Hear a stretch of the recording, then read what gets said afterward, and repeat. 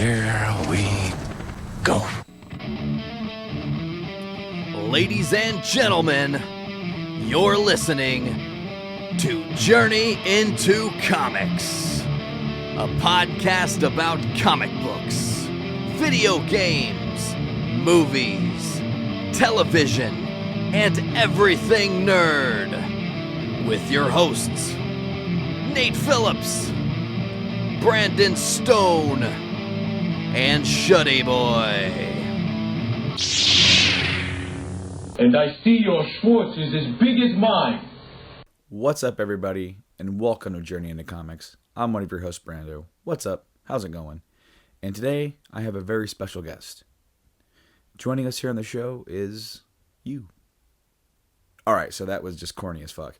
Guys, what's going on? This is Brando for Journey into Comics. I am flying it solo this week. Basically, times are busy, man. Holidays. Last year we were able to kind of skim by with doing some solo casts here and there. Last week a show didn't go up because presumably we were just all busy. I know I was. And unfortunately that's just kind of the way the holidays kind of go. Especially in my case, you know, having a little one now is kind of frustrating at times because now it's like you're expected to do more, make more appearances with your family. You can't make stupid excuses. I mean, I guess I could say, well, the boy's not feeling well. I'm just going to stay here and, you know, play some Fallout. But anyway, no, had to do some stuff with the family. And of course you have to just start doing more of that now with the kid. You can't just, miss out on that because you don't want to, deprive your child from their family or their family from the child, that sort of thing. Anyways, now that I've gone off on the first tangent of the show within minutes, nothing much has been going on except for there's some exciting news from my camp. I mentioned on the last episode that there's a chance I could be going to day shift, and I just got the news last night, and I got a date, November 30th, sooner than I thought, which is amazing because that definitely means that tides are a changing here for the show. Because one thing that really blocks me into being on this show is, we pretty much can only record on the weekends, which guess what? During the holidays, everyone's busy on the weekends. You always have plans. And work has been busy for me, so Saturdays have been kind of taken up with work, and the random Saturday I get off, I try to spend with my family. And then we have Sunday, and Sunday doesn't always work. Now, if we're all busy on a random weeknight, we're like, hey, what are you guys doing? Nothing. All right, let's do a show. We can do that, and we can do more shows. We can get out that show every week like we want to get. So that's very exciting. It's exciting to be going back to day shift. I was on day shift for about 5 years before I moved to seconds, and now it's about 5.5. A little bit more than 5.5. Yeah, almost 6, actually. So since I've been on days, and I'll be glad to be going back. I don't like getting up in the morning, but I do enjoy my evenings, and I do enjoy, the Fridays and Saturdays of the weekends. So definitely excited about that. Here on the show, we've been discussing Flash and Arrow a lot, and I have been trying to catch up so that way I can join in the conversation. I do like those shows a lot, but I have not watched any more since the last time I told you, and that's basically because I've been sucked into Fallout 4. I got the Fallout 4 version. The version I got was for the Xbox One, and the reason why I did get that version is because it seems like on both versions for the console, the PS4, Xbox One, there's just no one up to getting one or the other. There are some that say the frame rate's a little bit better on the PS4, but honestly, there's only been like once or twice I've even noticed like a slight hiccup in the frame rate. And I was just walking around and I noticed like there's a slight stutter. But I mean, come on. Somebody who really gets uptight about that, I don't know. I'm not that kind of guy. So the reason why I got it for the Xbox One is, for one, I wanted a game to play on the Xbox One. I really don't play it all that much. And two, if you buy the Xbox One version, then you get a copy of Fallout 3 for download, which I have. But basically what I'm kind of segueing into is that the Xbox One has brought in 360 backwards compatibility support. And I want to say it's going to be like 104 games to start with, and Fallout 3 is one of those games. And basically, if you have the game, if you have one of the games that are on this list, and the list is going to be growing, But if you already have a copy of it, you put it in, it recognizes it, it takes you to the page in the store to download it. So then you download it onto your console, and then you just need the disc to basically as a security key. Just kind of like how the Xbox One and PS4 work now, where they just install the data from the disc, and it just boots the disc once to make sure that you actually own the game, and then it plays the game from the hard drive. So I'm really excited about that. I like that a lot. It is really a smart idea for them, especially from like a marketing standpoint, because right now you can try and convince some new people to buy the Xbox One. Yeah, sure. They didn't have one because they have a massive 360 collection still, but not everybody's like that. A lot of people sell their games, they get rid of them, and they kind of just move on. So that kind of market is not really attracted to this. But with the marketing campaign with Fallout 4, if you buy Fallout 4, you get Fallout 3 for free. That's an amazing thing. And also, I think it's for the new Rainbow Six. You buy that, then you get Rainbow Six Vegas 1 and 2 for free. So, I mean, you can really do this with games and franchises that had iterations on the 360, where you can say, hey, if you go with us, you're going to get an extra bonus for your value. And that's a really smart move on their part. So I give them props for that. I hope the list grows, and I hope it gets a really big, expansive list as well, especially some of the actual exclusives.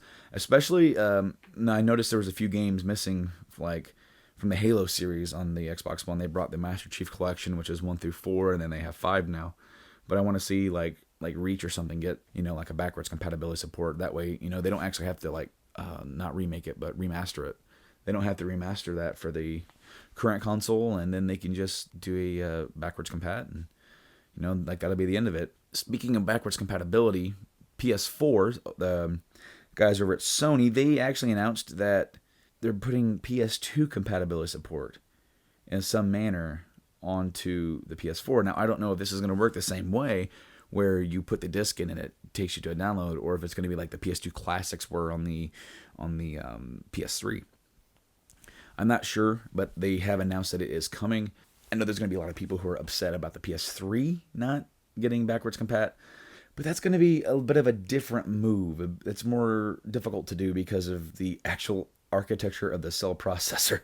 Those games, that's one reason why the PS3 fell behind right in the beginning, is because it was just so much easier to develop the games for the 360. There was a bigger install base, and the third parties are like, yeah, we're just going to make sure that they kind of work and then put them out, which is why it was always hey, guys, the third-party games run better on the Xbox. And granted, they did for a while, but it was almost near the end, at least the last couple of years, maybe 2009 starting in 2010 or something like that. The third-party games actually started being comparable to where you actually had to put them side by side to notice even the most slightest of difference between the PS3 and 360. The third-party guys really got it figured out, and they actually put more effort in because of more PS3s were selling. So, with that being said, could it come?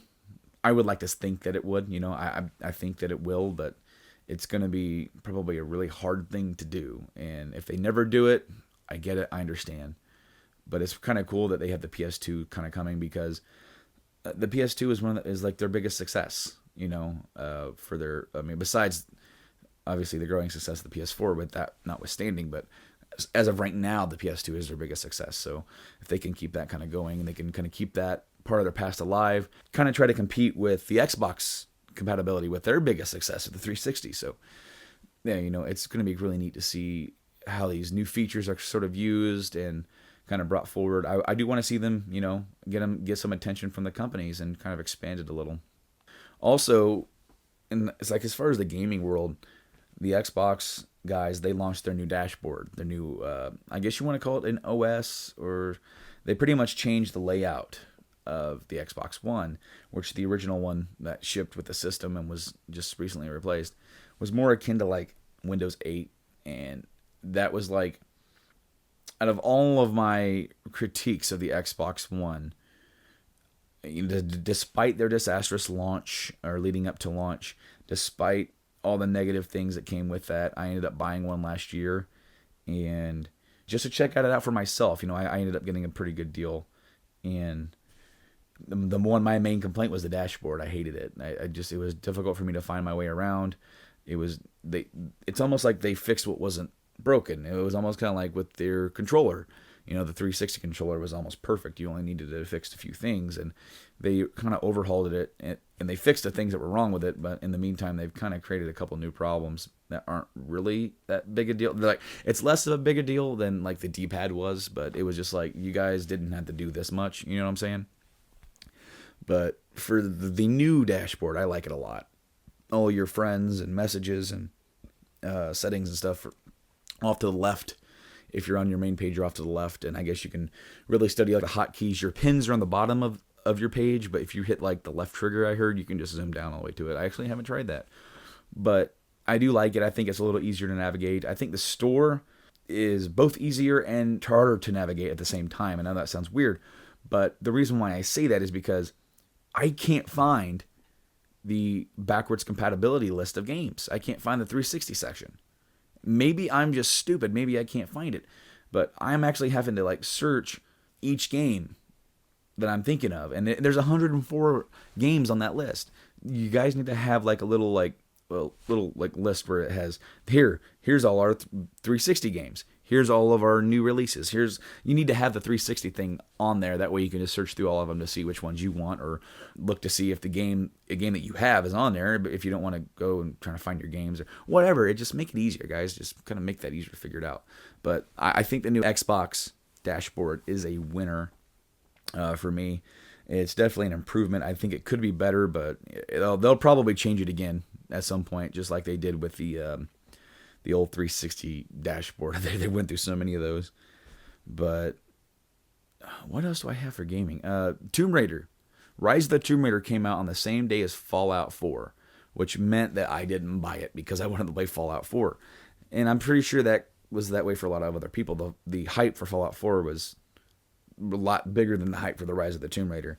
Now, I've heard incredible things about Rise of the Tomb Raider. So anybody who's thinking about playing that game that is not waiting for the PS4 release next year, don't forget about it. If you're done with Fallout 4, try and go pick that up, because that's what I'll be doing.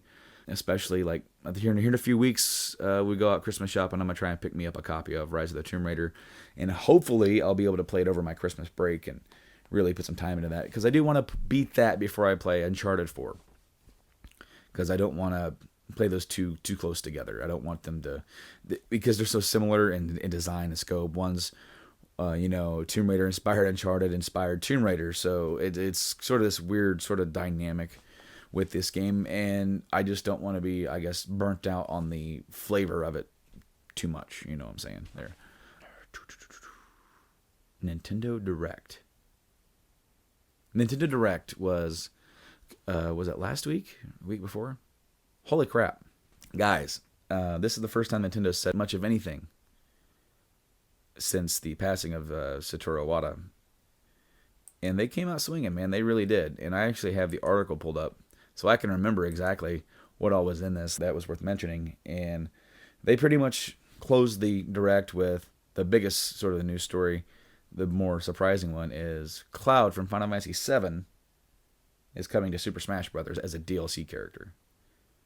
Now, Cloud was an FF7 that's always been associated with PlayStation. Granted, FF7 was a PS1 exclusive and always has been, other than PC, but I'm talking about console. And then Cloud has appeared in a few other things sparsely, usually sort of related to PlayStation stuff. But since they've sort of like stopped branding that and just made Final Fantasy like, hey, we're everybody now. It hasn't been that bad with that, but now he's coming to a Nintendo console for the first time, which is interesting because Final Fantasy VII was originally in development for the N64 until they found out that Nintendo decided to stick with cartridges, and they moved the development over to Sony's PlayStation. So kind of cool for that. It makes me wonder if there's any sort of under the table, kind of behind closed doors meeting and talks about potentially bringing the Final Fantasy VII remake to the NX console that they're working on for Nintendo, or maybe even bringing the PC port of the original FF7 to the Wii U or something like that. That would be interesting to me. I would like to see where that goes. Maybe this is just a one-off, but basically in this Direct, they kind of went out of their way to showcase that they really have a close working relationship with Square. because they also announced for the 3DS, Dragon Quest 7 and 8 3DS remakes are coming out over here, which 7 was released on the PS1 and 8 on the PS2. So I'll definitely be picking those up. Those are some really cool games. I have 8, but I've never played 7, and I'm kind of trying to complete at least some version of that. I would like to get the PS1 version simply because I have a really big PS1 collection, but I definitely want to try and pick up the 3DS remake as well. They also announced, they opened it up with a announcement that Twilight Princess HD has been confirmed for the Wii U, along with a bundle that has a new Wolf Link amiibo figure, which I think he's only available in that bundle. But that's already sold out in a lot of places, so good luck getting that one, guys. I think next year is like the anniversary of Zelda. I don't remember which one it is, guys. Yeah, I fail because I just woke up and I'm not wanting to do math right now. I could type it out, but I'm not going to do that.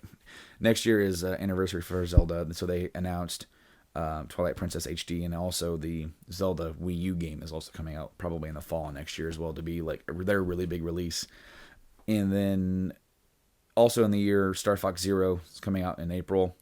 They said that Mother 3, the sequel to Earthbound, is coming to the Wii U. That was actually on the Game Boy Advance, but that's coming out on the Wii U, only in Japan.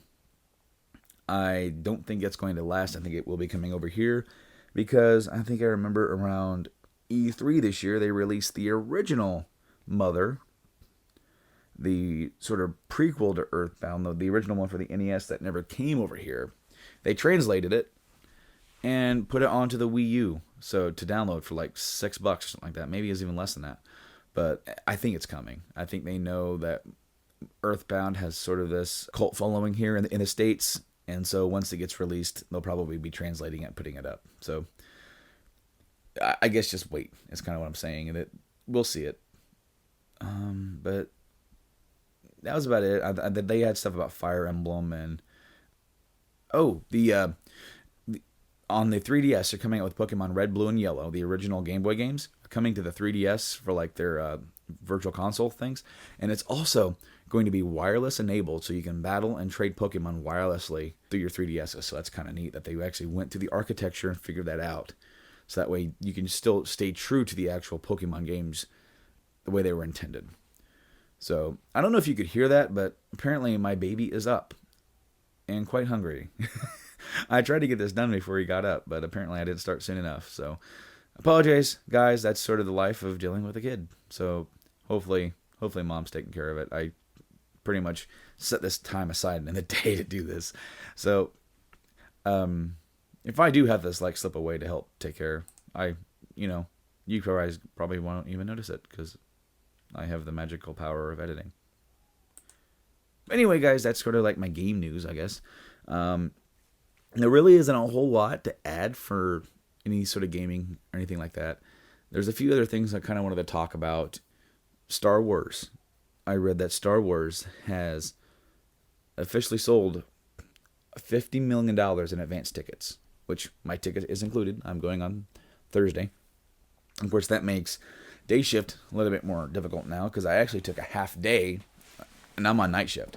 So I took a half day to leave like an hour before the movie started at 10 to go see it and then go home and, enjoy the rest of my night and then, go to work. But now I'm on days, so it'll be starting at 10, getting over a little after midnight, and I got to go home and try to go to bed and get back to work by 6.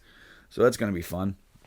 But so that's like the one downside of going to days is like I already had plans for Star Wars, but it's going to be interesting to see where Star Wars lands as far as where it ends up being overall sold, because right now I want to say this has like the highest advanced ticket sales in history, and it definitely could be a lot more, especially if the movie's good.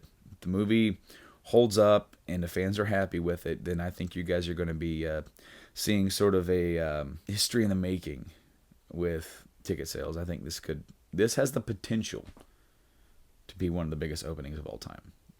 We'll see, though. We will see. Speaking of Star Wars, they keep coming out with these TV spots. Damn it, and stop, because I don't want to see any more, man. I the hype is already enough, and it's they never show you too much. They always just show you, a little bit of this. Look, more sprinkles, More sprinkles. And I like sprinkles on my cookies. I do. But stop. I just want to enjoy the cookie. Stop with the sprinkles. But they're not going to stop. The marketing is all over the place. I mean, you can't even go to Walmart and buy a box of Go-Gurt without seeing Star Wars on it. So it's that time. It's everywhere. It's on everyone's mind. So I just have to stop watching TV, or anytime a new TV spot comes out, I got to try and not watch it. But that's not going to happen. I know. I'm too much of a super fan. I'm going to watch TV spot, and I'm going to see it, and I'm going to go, God. Even if it's just like it's almost like they show you the same sprinkles that are already on your cookie, but they add just one more. It's like, oh, look, you haven't seen that sprinkle before. And I'm like, you are right. That sprinkle is amazing. It works with all the other sprinkles. I know, guys. I know. Sprinkles are awesome. Another little sprinkle of news, though, is that AMC just confirmed Dwight. Now, what am I talking about? In the Walking Dead comics, there's a character named Dwight who's associated with the Saviors and Negan. Apparently, the character last week, who I didn't even know what his name was, who interacted with Daryl and was being hunted by certain people, his name's Dwight. And of course, spoiler, which I guess those were also spoilers if you haven't watched it, but it was a week ago, damn it. Spoiler, he ends up stealing Daryl's bike. Him and his girlfriend. So, we're going to see Dwight again. I think it's pretty awesome that they confirm that is Dwight, because that means Negan is right around the corner. I do think that the people hunting him were the Saviors and involved with Negan in some way. So, both the Saviors and Negan are right around the corner, and I cannot wait to see what happens. Of course, another tidbit for The Walking Dead is that the rumor is that they're sort of teasing at a big incident with Carl. Now, again, in the comics, if you know, there's a certain thing that happens to Carl, like in his eye region. Yeah, I'll just leave it at that. And a bullet. So the fact that Rick is teaching that one kid that seemingly has a problem with him how to shoot could potentially lead to, the sort of fan theory is that kid's mom and little brother get eaten by walkers, and that kid, in a fit of rage, blames it on Rick and Carl and shoots Carl. And that's what's going to lead us into the next season. Who knows? It's been assumed by all us fans that the season's going to end with Negan killing somebody. That'd be a different way to do it, though, because that's going to really keep you hooked on, holy crap, he just shot Carl in the face. Those of us comic book fans, we already are spoiled knowing that he survives that in the comics. And that's sort of a down point, There are times I wish I have read the comics. Because I remember when I first got into the show, it was like, what's going to happen next? I don't know, the show is so unpredictable. And since we're so far ahead in the comics, we already sort of know. And the show does follow the comics and it does deviate. But I just kind of feel like it is, at times, a blessing and a curse. Because, with what Nate was talking about being burnt out on it, or not so much that they lost touch, or that, interest wanes. I just think it's a different kind of interest, because I decided, because of this, because of knowing what's going to happen in The Walking Dead, sort of, I will not do the same thing with Game of Thrones. I will watch Game of Thrones as a TV show first, and then if I want to, I will read the books later. I was so into The Walking Dead a couple years ago that I read the comics. I absolutely love them. And I can enjoy them separately from the show. But unfortunately, that means that there are big events that happen in the show that are still going to happen depending on whether or not they choose to follow that path. And we just got to figure out and enjoy when it does. And it is awesome and it sucks at the same time. So Walking Dead is on tonight as I record this. We have 2 episodes left for the first half of the season. I wonder if we're going to find out what happens to Glenn next week or tonight. It doesn't seem like it's going to be tonight. But then again, they did a good job at pretty much hiding the fact that, in just the normal little clips, that Daryl and Abraham and Sasha were actually being chased by somebody, by some people, and not just walkers. So I actually had to go and look at extra clips that they put online, I think on AMC, on YouTube or whatever, and to actually see that it's not that there's actually something going on. People are trying to chase them down and trying to get them or do something. They're shooting at them. And I'm like, well, okay, this isn't what I saw before. So they did a good job at just for the little sneak peeks. If you're watching weekly on the show, or if you watch The Talking Dead, you didn't really get that sense. And they kept that kind of a big secret. So who knows? Maybe we will see Glenn tonight. I'm not sure, but I had another thing to add. Oh, last week they debuted Into the Badlands. It was, that's the name of it. And I watched like half of it, and I liked it. I did. If I didn't have to like go to the store, because unfortunately, as I said, busy weekends are busy weekends. So we had to pack up and go grocery shopping, and I had to miss the last half of it. But I enjoyed what I watched, and I'll have to sit back and DVR the show and try and get caught up on that if I can. There's too many shows to try and get caught up on, so especially since I'm pretty much using all my free time to play Fallout 4, which I recommend anybody if you like video games and Fallout, play that because it's awesome. What else is kind of going on? All right, so check this out. The third Dark Knight comic book series. Of course, Dark Knight Returns, one of my favorite books of all time. The sequel, Dark Knight Strikes Again, I never read that. I actually haven't read it. I heard it's kind of a letdown. But the third one is coming out soon, if not already. The article I have actually doesn't have a release date for that. I know that it's soon. I know it's somewhere at the end of November.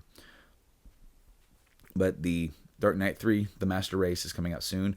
And with the news of this, there's a new news, apparently an announcement by Frank Miller saying that he is writing a fourth one.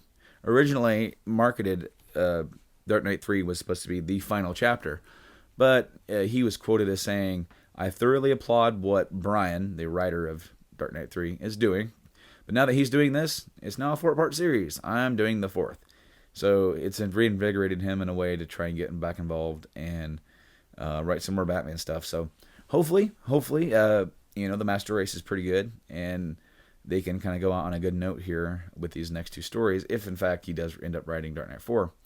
So, kudos. I know a lot of people were not happy with Strikes Again, but such is life. There's a lot of sequels that don't really captivate the original audience or do have as much magic as the original. But I'm all for like other chances, because the way I see it, if they want to try and make some money off of this franchise and try to either for a cash grab or for making it right by the fans, I think they deserve a chance to do that, and because that's not going to destroy the original for me. So there's my thoughts on that. What else do I have here? Oh, yeah. Nate, pretty sure knows about this, but they just announced, Funko announced Netflix series Daredevil Pops. So they have 4 in the series plus a keychain one where you have Matt Murdock in his red shades with his walking stick. You have Daredevil in the black, bandana mask, mask vigilante type outfit. And that's a really cool pop. I like that because there's really he just has this really blank face on him because, most of the pops don't actually have any notation for the mouth or anything. So it's just it has no slot where you can see eyes behind the hood. It's just nothing. Then they have, of course, Fisk and then the Daredevil suit / armor that he gets in the last episode. And that show's coming back in the spring, and I cannot wait, along with the Punisher and Elektra coming in. That is going to be an outstanding series to watch, the second one, because I can't wait to see what they do, because I really enjoyed the show a lot, and I was definitely surprised by sort of the tone that they took with it. So I'm excited to see exactly what they do going forward with that. Because now he has the suit. It's sort of become more of a hero aspect. Where maybe in the original he was just kind of doing the vigilante thing. So I'm excited to see where they take that. And also this week, Jessica Jones Netflix series debuted on Netflix, which I haven't had a chance to watch yet because I haven't had time. I've had to work. I do hopefully I can catch an episode tonight. If I can do that, then I'll be happy. It's been reviewing really well, and I definitely want to sit down and check that out. I've heard it's a kind of a really different kind of story than what you would expect coming from Marvel, and that personally excites me a lot. And wow, you know what? I wrote down a whole list of stuff to talk about, thinking that I would be able to get on here and blabble for like an hour, and I'm already done with my list.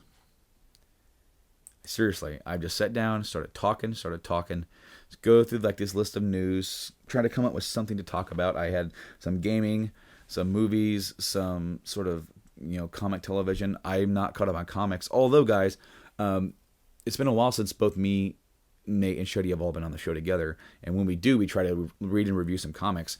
If the next time that we're on the air, if we're on next week or the week after that, whenever, I want to like read the first issue of the Dark Knight 3 to see what our reactions are. So, shout out to Nate and Shuddy. I would like to read that because I'm a huge fan. However, I think I need to read Dark Knight Strikes Again just so I can, even if it's bad, even if I think it's bad, just so I can sort of set up, because I don't want to go from 1 to 3, especially if 3 calls back to 2 and whatever, that whole thing.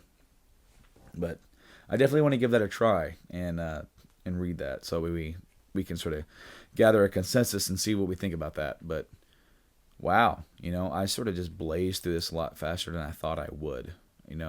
I thought I would blabble on a lot more about the game stuff, and then sort of slowly trickle it down as the time goes on. I thought I was going to have to start like, oh crap, I got to start wrapping this up.